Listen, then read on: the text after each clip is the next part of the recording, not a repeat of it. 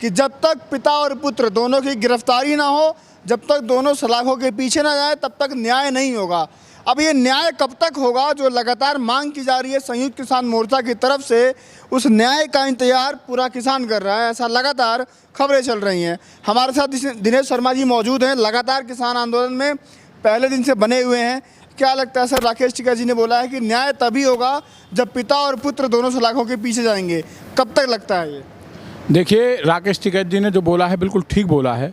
न्याय तो तभी होगा अगर देश के गृह राज्य मंत्री पद पर ऐसे लोग बैठ जाएंगे जो गाड़ियों से किसानों को कुचलते हों, वो और उनका बेटा एक षड्यंत्र में शामिल हों और गाड़ियों से किसानों को कुचल के मार देते हों, तो ये बिल्कुल ठीक बात है कि जब तक वो दोनों सलाखों के पीछे नहीं जाएंगे तब तक न्याय नहीं होगा। लगातार वहाँ पर देखा जा रहा है कि बहुत सारे किसान वहाँ पर बड़ी संख्या में पहुँचे हैं। मांग की जा रही है कि उनके पिताजी की जो इस्तीफ़ा हो तय हो, क्योंकि हो सकता है कि जांच में कार्रवाई में कुछ बाधा उत्पन्न करेंगे। नहीं, कार्रवाई में कोई बाधा उत्पन्न नहीं होगी। जो हमारे संयुक्त मोर्चे ने जो वहाँ पे रखी है बात की भाई मंत्री का इस्तीफ़ा होना चाहिए, उसके लड़के की गिरफ्तारी होनी चाहिए। लड़के की गिरफ्तारी हुई है और अभी शाम है, देखे क्या गवर्नमेंट डिसीजन लेती है। हमारे संयुक्त मोर्चे की यही मांग है कि मंत्री का इस्तीफ़ा लिया जाए।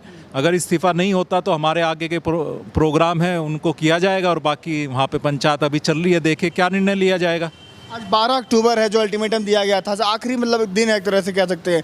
क्या लगता है शाम तक कुछ निर्णय आ सकता है? नहीं, देखिए शाम तक निर्णय आएगा, ज़रूर निर्णय आएगा। नहीं तो वहाँ पे बैठे हुए हैं किसान हैं, हमारे राष्ट्रीय प्रवक्ता राकेश टिकैत जी हैं, संयुक्त मोर्चे के सभी बड़े किसान नेता वहाँ पे मौजूद हैं। देखिए वहाँ पे क्या निर्णय होगा। अभी तो देखिए टाइम है, 12 तारीख तक का जो टाइम दिया था हमने सरकार को, तो देखिए अभी टाइम है। वहाँ पे सभी लोग हैं, लाखों की संख्या में किसान बैठा हुआ है। देखिए शाम तक क्या निर्णय आता है। आगे की क्या रणनीति? मान लीजिए अगर कुछ नहीं होता है तो आने वाले दिनों में कुछ रणनीति देखिए सब लोग, सभी हमारे बड़े नेता वहीं पे मौजूद हैं, तो वहाँ पे जो निर्णय होगा उसको आगे किया जाएगा, उसको फॉलो किया जाएगा। आगे जो हमारे संयुक्त मोर्चे के जितने भी नेता हैं उस चीज़ जो घोषणा करेंगे उसको फॉलो किया जाएगा। खबरें आ रही थी कि महापंचायतें होंगी, पुतला फूंका जाएगा, रेल रोका जाएगा, उसको लेकर के, तो ये सब भी लखीमपुर वाले मामले से जोड़कर देखा जा रहा है कहीं ना कहीं।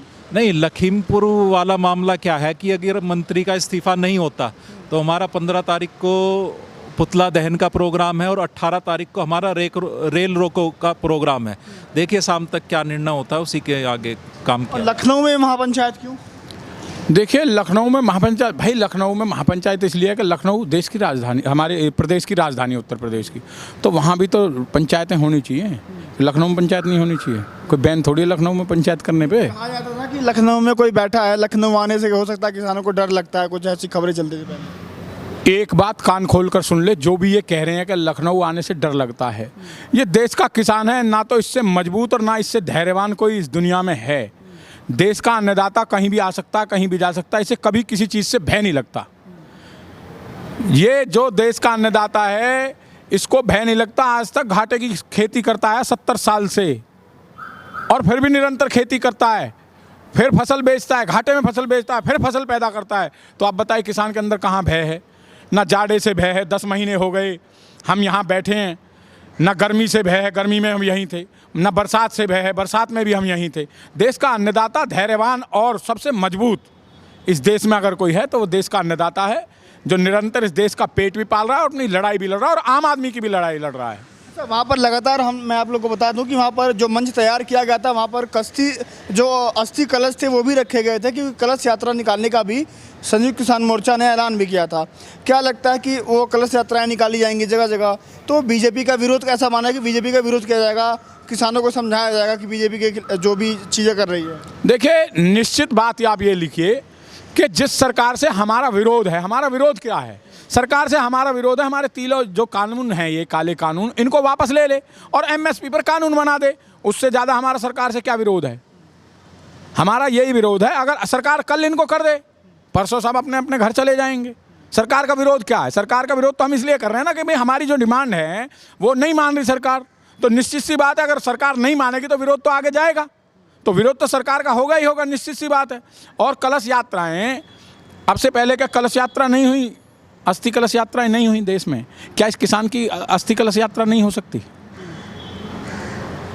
मतलब आप वो अटल बिहारी वाजपेयी वाला आप ताना मार रहे हैं। देखिए, मैंने नाम किसी का लिया नहीं है, वो आप कह रहे हैं, मैंने तो नहीं कहा। मैं ये कह रहा हूँ, क्या अब से पहले अस्थि कलश यात्राएं नहीं हुई देश में? देश के अन्नदाता की भी तो अस्थि कलश यात्रा होनी चाहिए। सरकार को पता लगना चाहिए ना कि सरकार ने अपने निकम्मेपन के कारण और अपने हठ धर्मता के कारण इन किसानों को गाड़ियों के नीचे उनके लोगों ने कुचल दिया, सरकार के लोगों ने। और निकम्मी सरकार आज भी उसका इस्तीफा नहीं ले रही। अभी तक इस्तीफा हुआ नहीं है। शाम को सारे हमारे लोग तय करेंगे बैठ करके, वहीं पर सभी लोग हैं हमारे संयुक्त किसान मोर्चा के, और आदरणीय राकेश टिकैत जी भी वहाँ मौजूद हैं। सारे लोग वहाँ मौजूद हैं। आगे कुछ भी फैसला करेंगे।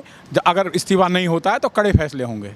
अच्छा, लगता खबर ये भी आ रही है कि हो सकता है कि देखने को ये मिल रहा है कि बीजेपी में भी दो धड़ दिखने को मिल रहे हैं। बात ये चल रही है कि एक दिल्ली वाली बीजेपी, एक लखनऊ वाली बीजेपी। लखनऊ वाली बीजेपी का नेतृत्व योगी जी कर रहे हैं और दिल्ली वाले अमित शाह कर रहे हैं। उन दोनों में भी बात बन नहीं रही है अभी, लगता है ऐसा। देखिए, कहीं ना कहीं जो लखीमपुर की घटना हुई है उससे बीजेपी हताश है।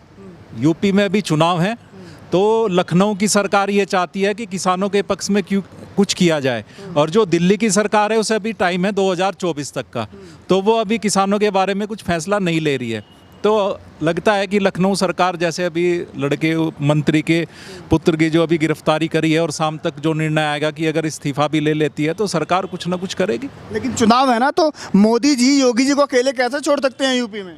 नहीं, देखिए, वो उनकी आपसी संबंध है, उनका आपस में क्या चल रहा है कि अकेले छोड़ेंगे या नहीं छोड़ेंगे।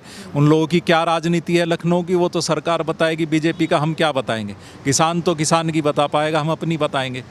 बीजेपी का क्या बताएंगे? शाम तक कुछ फैसले की उम्मीद?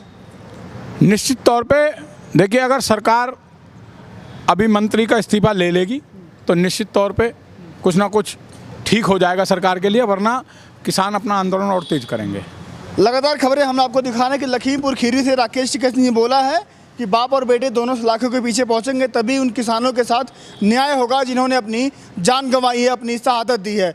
अब देखना ये होगा कि शाम तक इस्तीफा तय होता है या नहीं होता है, क्योंकि फ़ोन लगातार लखनऊ और दिल्ली के बीच घंटियां बज रही हैं। अब घंटियां बज रही हैं, क्या नेताजी के मंत्री पद की घंटी बजेगी या नहीं बजेगी, देखना यही होगा। लगातार हमारे साथ बने रहिएगा। कोई भी छोटी बड़ी घटना की अपडेट आती है, हम आपको लगातार अपडेट कराते रहेंगे। नमस्कार।